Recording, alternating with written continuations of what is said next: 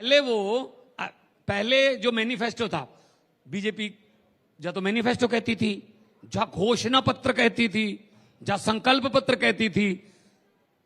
जब उनको पता चला ये घोषणा पत्र संकल्प पत्र लोगों के दिल में जा नहीं रहा, यार अरविंद केजरीवाल गारंटियां कहता है, चलो जी हमारा लफ्ज चोरी कर लिया, अब मोदी जी की गारंटियां आ गई।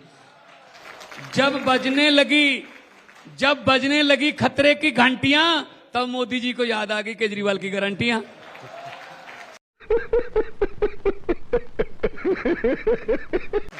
शुक्र है, चलो गारंटी पूरी कर दे बस।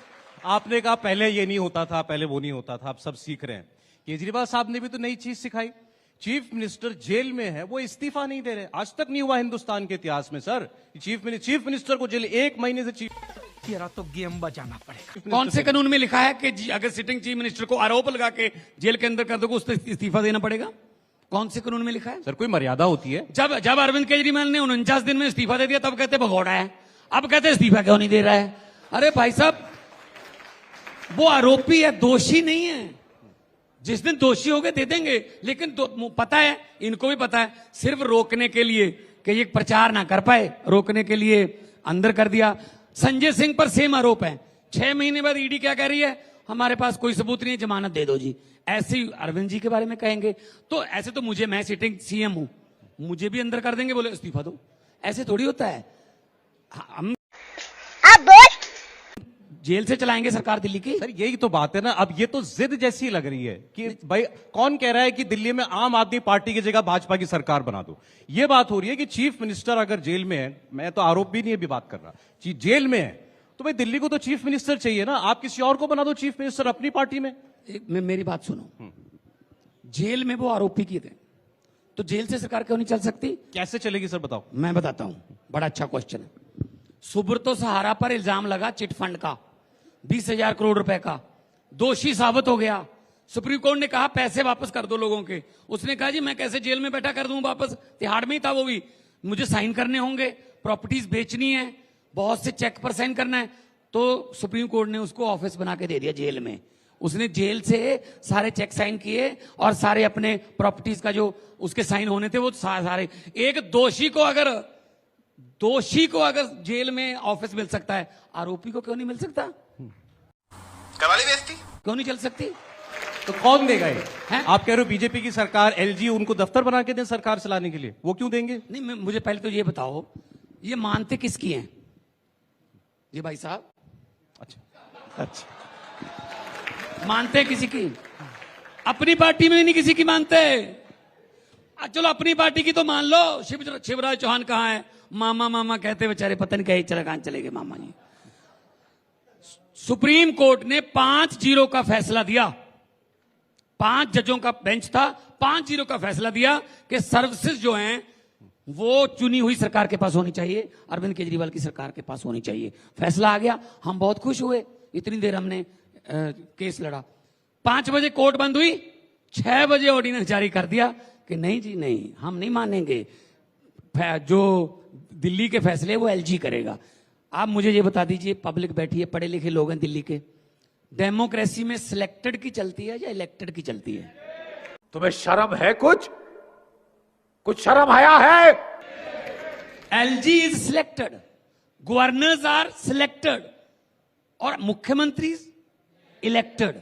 तो अगर डेमोक्रेसी आप समझते ही नहीं हो। सही कहा आपने। एक मिनट मेरी बात सुन लो। आपने कहा ना सच कह रहे हैं, तो मैं भी आपसे कहना चाहता हूं, मैं जो बोलूंगा उसको बीच में नहीं टोकोगे प्लीज। बोलिए। ये गवर्नर जो हैं, ये सिर्फ तमिलनाडु के मुख्यमंत्री को क्यों तंग करते हैं? ये गवर्नर केरला के मुख्यमंत्री को क्यों तंग करते हैं?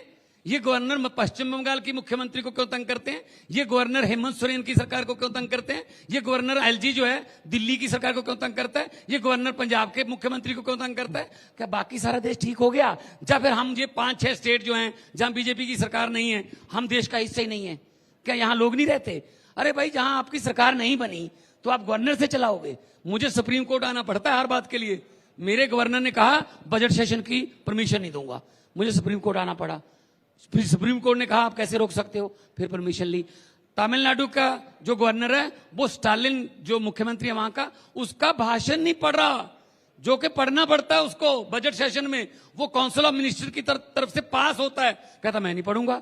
मेरा गवर्नर कहता है मैं माई गवर्नमेंट नहीं कहूंगा, उसमें लिखा होता है कि my government do this, my government done this. कहता ना, मैं माई गवर्नमेंट नहीं कहूंगा, मैं दिस गवर्नमेंट कहूंगा। तुम चुल्लू भर पानी में जाके डूब के मर जाओ। मैंने कहा ठीक है, एक बार फिर जाता हूं चंद्रचूड़ जी के पास। कहता ठीक है, फिर कह दूंगा, बोल दूंगा, ठीक है। मतलब सुप्रीम कोर्ट से चलाना पड़ रहा है यार। आप तो इतने मिलनसार आदमी है, आपसे भी नहीं बन रही किसी की। क्या आप तो इतने मिलनसार हैं, मैं कह रहा हूं गवर्नर साहब की आपसे भी नहीं बनी। तो गवर्नर ही ऐसे भेजे हुए हैं ना कि जो गवर्नर ज्यादा तंग करता है फिर उसको रिवॉर्ड मिलता है। फिर से चीफ मिनिस्टर साहब की बात पे आता हूं। अब आप खुद एक सीएम है, आपको जनता से मिलना है, आपको अपनी कैबिनेट की मीटिंग करनी है, आपको अफसरों से मिलना है, ये सब कैसे जेल में होगा मुझे बताइए। आप तो मुलाकात करके आए उनसे ना। वाह बेटा, लगता है तुम गू खा के ही मानोगे। पहले ये बताओ, एक बंदा था, उसने किसी से पूछा, कहता अगर जंगल में जाओ तो आपके पीछे शेर पड़ जाए, शेर आपके पीछे हो जाए तो क्या करो? कहता मैं गोली मार दूंगा। कहता आपके पास कारतूस ना हो? कहता बंदूक का बट्ट मार दूंगा मैं। कहता आपके पास बंदूक ही ना हो? कहता मैं उसको छुरा निकाल के उसका गर्दन काट दूंगा। कहता अगर आपके पास छुरा भी ना हो? कहता मैं जेब से लाल मिर्ची निकालूंगा, उसकी आंखों में डाल दूंगा। कहता अगर आपके पास लाल मिर्ची भी ना हो? कहता मैं भाग के किसी पेड़ पर चढ़ जाऊंगा। कहता अगर शेर आपके पीछे पेड़ पर चढ़ जाए? उसने कहा जी मैं बाद में जवाब दूंगा, पहले ये बता तू शेर की तरफ है या मेरी तरफ है?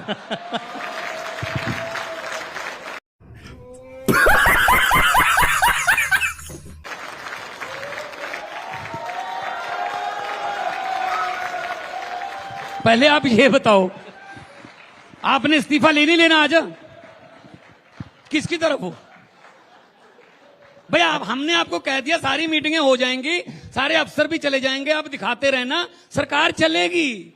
मैं बताता हूं मैंने क्यों। अगर शेर की तरफ हो फिर तो कुछ कर नहीं, शेर की तरफ की बात नहीं। मान साहब केजरीवाल साहब से जेल में मिलके आए। हाँ। मान साहब ने क्या बोला बाहर आके? मेरी मुलाकात कराई जैसे आतंकवादी से मुलाकात करा रहे हैं। हाँ। एक गंदा सा शीशा बीच में, एक टेलीफोन इधर, एक टेलीफोन इधर। ये हालात है। मैं इन हालात में कह रहा हूं आपसे, सरकार कैसे चलेगी जेल से? नहीं, मुझे ये बताओ। नहीं, ये जेल मैनुअल में लिखा है। आप तिहाड़ जेल का जेल मैनुअल की बुक पढ़ना, 188 नंबर पेज पर 602 नंबर क्लॉज है कि सुपरडेंट पर डिपेंड करता है, जेल सुपरडेंट पर, कि वो वेल बिहेव्ड प्रिजनर जो हैं उनकी अपने कमरे में 1-to-1 मीटिंग करा सकता है। सोनिया गांधी जब पी चिदम्बरम को मिलने जाती थी, जेल के सुपरडेंट के कमरे में मीटिंग होती थी। प्रकाश सिंह बादल जब चौटाला को मिलने जाते थे तो जेल के सुपरडेंट के कमरे में मीटिंग होती थी। एक सीटिंग सीएम उधर है, एक सीटिंग मैं हूं, तो हमें ऐसे मिलाया गया जैसे कोई देश का बहुत बड़ा अपराधी पकड़ लिया हो। ये जानबूझकर तंग करने वाली बातें हैं। देखो ये अच्छा, अभी इंसुलिन का मामला चला। हाँ जी। अब जेल ने माना है ना कि हमारे पास शुगर का कोई स्पेशलिस्ट नहीं है, तो 20,000 कैदी हैं वहां पे। कितने कैदियों की जिंदगी से खेल रहे होंगे भाई? ये तो उनका फंडामेंटल राइट है ना। ये तो अगर कोई फांसी का भी दोषी है, अगर कोई सजा याफ्ता है, उम्र कैद दी है, उसको भी अगर कोई मेडिकल प्रॉब्लम आ जाए तो देना पड़ता है जेल में।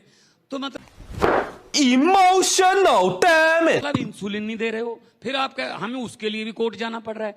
ये तो फिर बदलाखोरी है ना, जानबूझकर तंग करने वाली बातें हैं कि बस इनको रोक के रखो। लेकिन मैं इतना कहता हूं, हम वो पत्ते नहीं जो शाख से टूट कर गिर जाएं। आंधियों को कह दो अपनी औकात में रहें।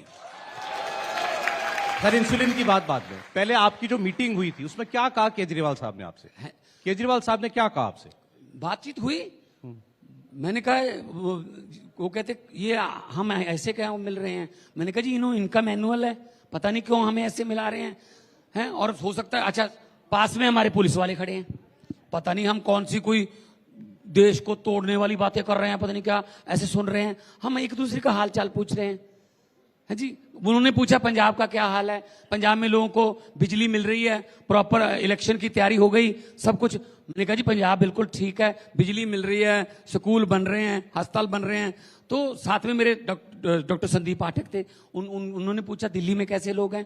तो मेरी चिंता मत करना, दिल्ली के और पंजाब के लोगों की सुविधा में कोई कमी नहीं आनी चाहिए। ये बात हुई है, रिकॉर्डिंग निकलवा के देख लो, रिकॉर्डिंग तो की होगी ना इन्होंने। अब तो हर बंदा व्हाट्सएप पे बात करता है कि कहीं रिकॉर्डिंग ना हो जाए दूसरी तरफ। मतलब हर किसी की रिकॉर्डिंग कर रहे हैं। क्या हम आतंकवादी हैं? इलेक्टेड हैं, देशभक्त लोग हैं, और वो पंजाब के लोग हैं हम, जिनकी कुर्बानियां 90% हैं देश को आजाद कराने के लिए। शहीद भगत इन्होंने क्या किया? आप यही नहीं, अभी और सुनिए। देखो सर जी, मतलब इंतहा देखो नफरत की। भैया बीजेपी नहीं है पंजाब में तो मैं क्या करूं इसमें? अब 2 हैं, 117 में से 2 हैं। अगर वो चाहें तो विधानसभा स्कूटर पर बैठ के भी आ सकते हैं। अब मैं क्या करूं इसमें? भी लोगों ने दिया फतवा ये, और इनको ये है कि पंजाब में इतनी हमारी ऐसे क्यों हो गया। दिल्ली में पहली बार कितने थे? 3 थे, अभी 7 हैं। अभी पूरे देश में तो कहते हैं अब की बार 400 पार, अब की बार इतने पार। दिल्ली में क्यों नहीं कहते? क्योंकि दिल्ली में इनको पता है अब की बार सिर्फ यमुना पार।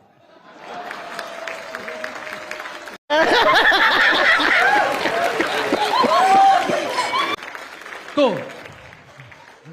मैं ये कहना चाहता हूं, देखो क्या है कि पंजाब को इतनी नफरत जिन्होंने देश लेके दिया, भगत सिंह, राजगुरु सुखदेव, करतार सिंह सराभा, लाला लाजपत राय, और कुर्बानियां बहुत अनगिनत कुर्बानियां हमारे पुरखों की, हमारे बुजुर्गों की।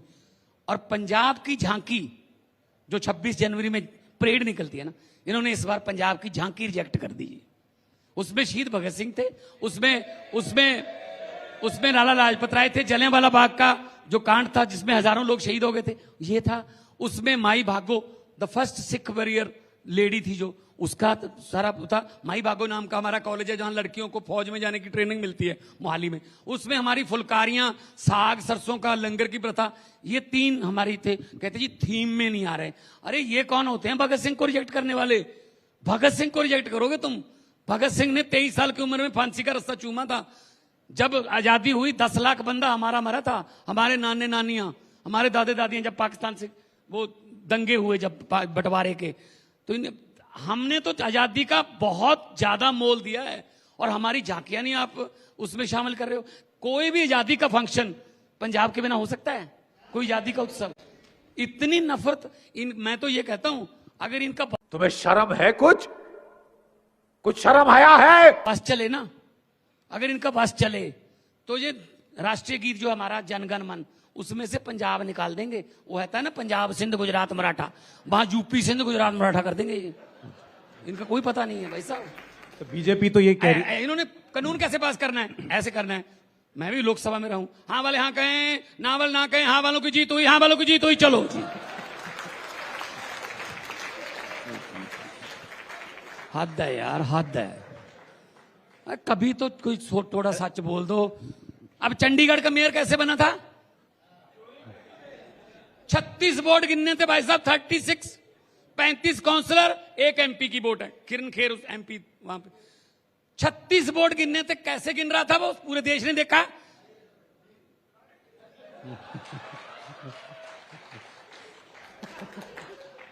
हम सुप्रीम कोर्ट में गए तो उसने बुला लिया सारा बक्सा 36 वोट का। चीफ जस्टिस ने खुद गिनी वोट, 8 की 8 वोट जो कैंसिल की थी आम आदमी पार्टी की थी। पहली बार हुआ जुडिशियल हिस्ट्री में कि चीफ जस्टिस ने खुद डिक्लेयर किया कि मेयर आम आदमी पार्टी का होगा। मुझे ये नहीं है, मुझे इस बात की खुशी है कि मेयर हमारा, लेकिन एक बात की चिंता बहुत है मुझे। अब 36 वोट गिनने में आप 8 वोट का घोटाला कर गए, मतलब 25%। 4 जून को 92 करोड़ वोट गिने जाएंगे, उसमें क्या होगा? मुझे चिंता इस बात की है। आप जीत लो, लोगों से जीत लो, सर माथे पे लोगों से जीतो, लोग जितवा दें, पर ऐसे तो मत जीतो ना कि ये वोट काट के अब इनके बिठा के उसको बाद मेयर डिक्लेयर कर। आप माफिया मांग रहे हैं। वो कौन है ये लोग? कहां से आते हैं ये? कि मुझे माफ कर दो सुप्रीम कोर्ट जी, ऐसे होता है लोकतंत्र। ये तो कैमरे थे, पकड़े गए, इससे पहले पता नहीं क्या क्या हुआ होगा। तो यही तो हम कहते हैं, डेमोक्रेसी बचाने का चुनाव है, संविधान बचाने का चुनाव है। अगर संविधान ही ना रहा तो क्या करेंगे हम पार्टियां बना के? क्या करेंगे चीफ मिनिस्टर बन के? ये तो रशिया जैसा काम हो जाएगा। अभी पुतिन ने क्या किया, 1 महीना पहले वोट डलवाए, 88.12% वोट डले उसको। जो 12% उसको नहीं डले ना, वो ये नहीं है कि उसके खिलाफ हैं, वो वोट है जो खराब हो गए, उसके खिलाफ वोट नहीं डाल सकते आप। 2040 तक वही रहेगा। फिर भी आप ही कर दो डिक्लेयर। अगर विपक्ष को अंदर करना है, किसी को अपने कागज नहीं भरने देने, किसी के अपने एमएलए खरीद लेने हैं, तो खुद ही डिक्लेयर कर दो यार। क्यों इलेक्शन करवा रहे हो? फिर खुद डिक्लेयर कर दो अपने आप को। कि मैं ही हूं बस, और क्या हो सकता है। इतना छोटा पहले कभी नहीं हुआ होगा। पक्ष को रखो, विपक्ष को लड़ने दो, उसके बाद जीत जाओ, सर माथे पे लेंगे, पब्लिक का फतवा सर माथे पे लेंगे। लेकिन अभी आप कह रहे थे कि इन्होंने ये चोरी, देखो जीत लेना और छीन लेना, एक पंजाबी का एक शेर सुनाना हाँ जी, हाँ जी। कि जीवन रुख नू हत्थी टक्के ना मारो, ਸਾਹਾਂ ਦੇ ਦਾਣੇ ਚੱਬੋ ਫੱਕੇ ਨਾ ਮਾਰੋ, ਗਰੀਬ ਦਾ ਬਾਲ ਖਿਡੌਣੇ ਵੇਂਦਾ ਏ ਤਾਂ ਕੀ ਹੋਇਆ, ਆਪੇ ਤੁਰ ਜਾਵੇਗਾ, ਧੱਕੇ ਨਾ ਮਾਰੋ। ਜਿੱਤ ਲੈਣਾ ਤੇ ਖੋ ਲੈਣਾ ਇੱਕ ਬਰਾਬਰ ਨਹੀਂ ਹੁੰਦਾ, ਘੱਟੋ ਘੱਟ ਦੁੱਕੀਆਂ ਨਾਲ ਤਾਂ ਸਾਡੇ ਯੱਕੇ ਨਾ ਮਾਰੋ। ਦੁੱਕੀਆਂ ਨਾਲ ਯੱਕੇ ਮਾਰਦੇ ਸਾਡੇ, की करिए दसो। नहीं तो आप ये कहना चाह रहे हैं कि ये जो चुनाव हो रहा है ये फिक्स है, मैच फिक्स है। आपने कहा इनको 36 वोट गिनने वाला वो ऐसे ऐसे सीसीटीवी देख के गिन रहा था, और क्या क्या किया होगा। अब क्या करेंगे क्या पता है। लेकिन आप उसी मान साहब उसी ईवीएम से चीफ मिनिस्टर बने जिससे मोदी जी प्राइम मिनिस्टर बने। कल सूरत में क्या हुआ? हाँ जी, सूरत में क्या हुआ?